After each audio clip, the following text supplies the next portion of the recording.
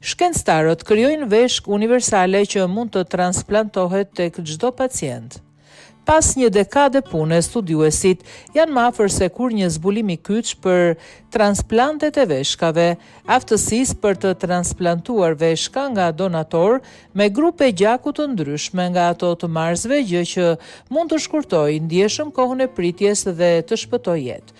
Në një studim të publikuar vitin e kaluar, një grup nga institucione në Kanada dhe Kinë raportuan se kishin krijuar një veshk universale e cila në teori mund të pranohet nga çdo pacient, shkruan Science Alert.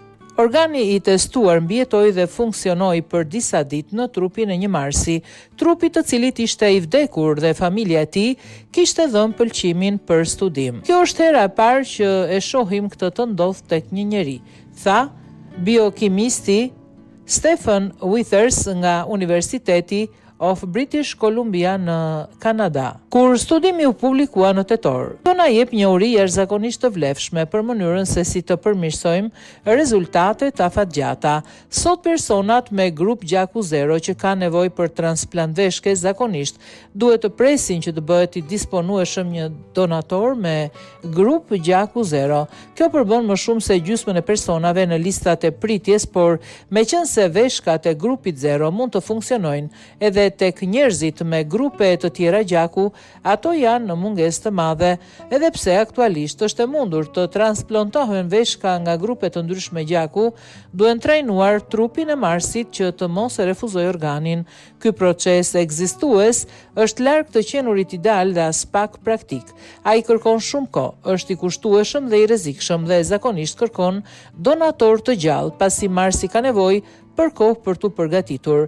Në këtë rast, studiuesit paraprakisht të shndruan një veshk të grupit A në një veshk të grupit 0, duke përdorur enzimat veçanta që heqin molekulat e sheqerit, antigjenët që shërbejnë si shënjues të gjakut. Studiuesit quajnë këto enzima gërshër molekulare, pasi duke prerë një pjesë të zinxhirit të antigjenëve të grupit A, ato shndrohen në një gjendje pa antigjen ABO, karakteristike për gjakun e grupit 0. Pasi kjo bëhet, sistemi imunitar nuk e sheh organin si të huaj. Megjithatë, mbeten shumë sfida përpara se mund të merren në konsiderat eksperimentet klinike tek njerëzit. Veshka e transplantuar filloi të tregonte sërish shenjat të gjakut të grupit A rreth ditës së tretë, gjë që shkaktoi një reagim imunitar. Pak më tashpër, nga sa pritej dhe kishte shenja se trupi po përpiqej ta toleronte veshkën. Mungesa e organeve për transplant është një problem për shkencëtarët dhe po e trajtojnë nga disa drejtime, përfshirë përdorimin e veshkave të derit dhe përdorimin e antitrupave të rinj. Zgjerimi i numrit veshkave të përputhshme që këta pacient mund të marrin premton të sjellë një ndryshim të madh.